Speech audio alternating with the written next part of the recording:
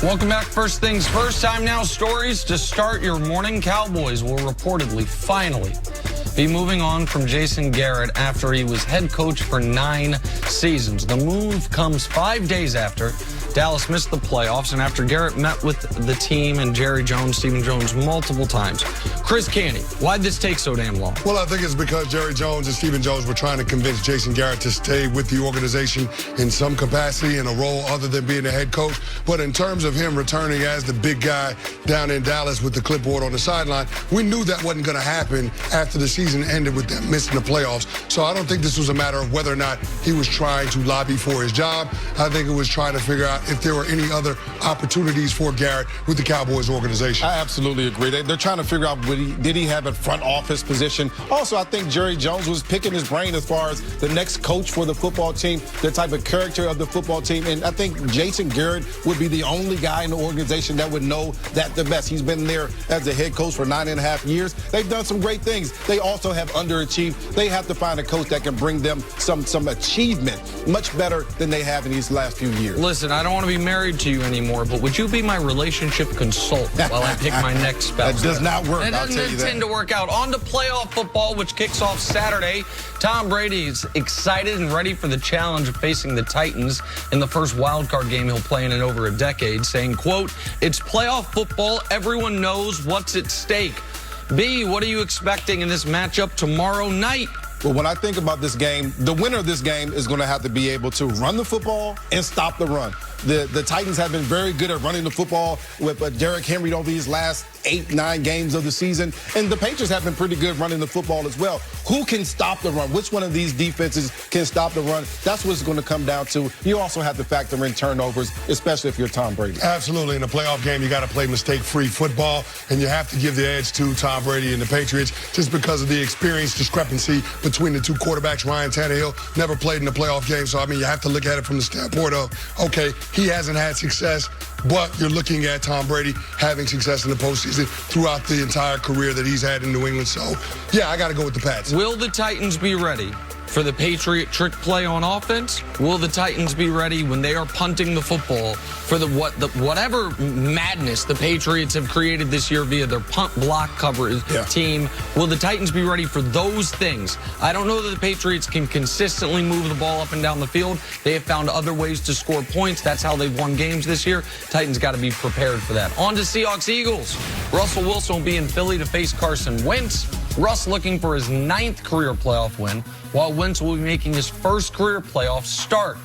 Brian, which quarterback needs to play better for their team to win this game?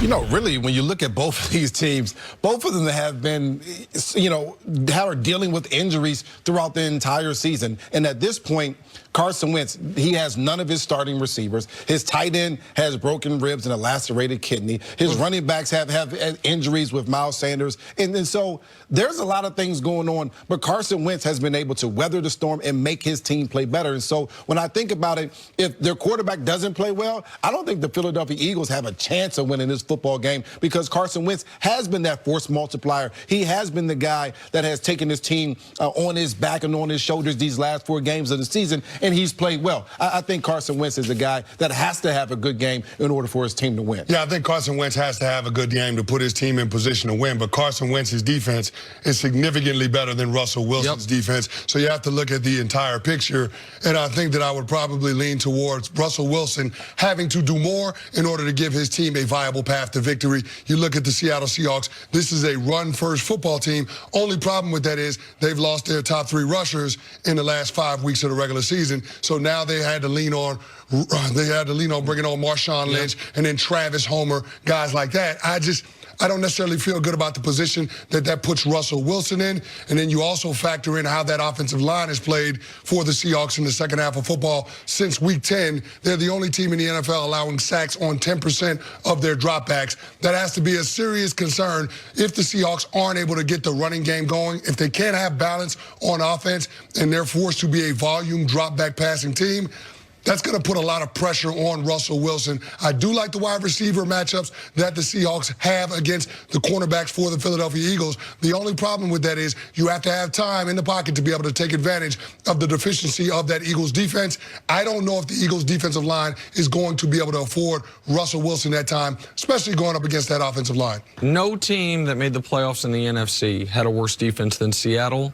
By far. No team allowed more points. No team allowed more yards. No team was worse against the run. No team was worse against the pass. This is an offense-only team. Bill Barnwell compared them to the Colts team that won. He did, if the team wins the Super Bowl, what's the team it's going to remind you of? And he used the 06 Colts, which was an offense-only team that all of a sudden in the playoffs, the defense flipped a bit of a switch. Bob Sanders, Quandre Diggs playing that role for Seattle. I think it's a great comp.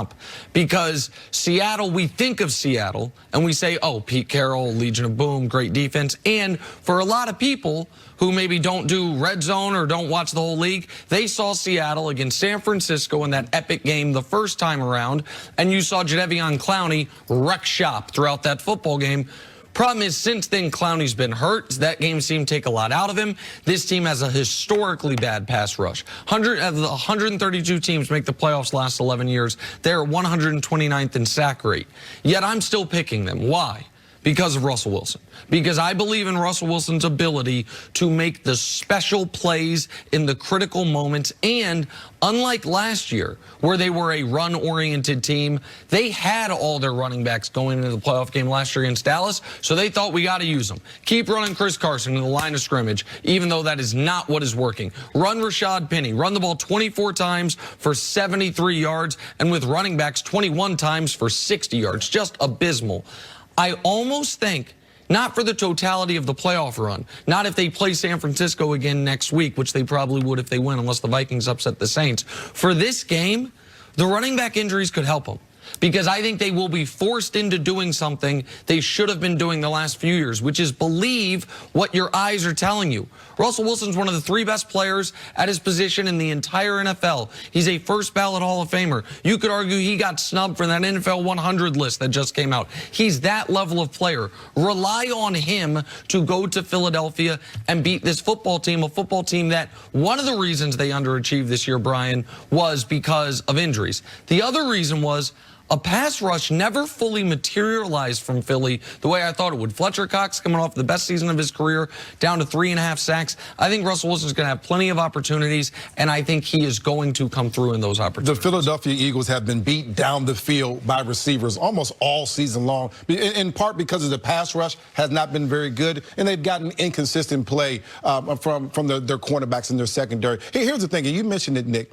The Seattle defense hasn't been very good. It's probably one of the worst in the playoffs as we look at it. However, they're really good at taking the ball away. They're 3rd in the league at takeaways. Yep. And the last time the Philadelphia Eagles played the Seahawks, Carson Wentz had 4 turnovers, 2 interceptions, and 2 fumbles. If Carson Wentz has that type of game, this is a runaway game for the Seattle Seahawks. He has to be able to protect the ball, especially in the pocket. That means 2 hands on the football and not making blind throws down the field. If he can do that, then the Philadelphia Eagles have just as good a chance of winning this football game with their cast of characters that nobody can actually name as the Seahawks do in this game in Philly. Somehow I feel like this game's already been played. The Seahawks are down 5 with 3 minutes left, and Russell Wilson orchestrates a game-winning touchdown drive in a very close victory where you're like, man, were they the better team? I don't know, but they somehow found a way to win the game. Coming up, does Jerry Jones need to turn his attention to Dak's deal now that it looks like Jason Garrett's finally out as the head coach? That's next.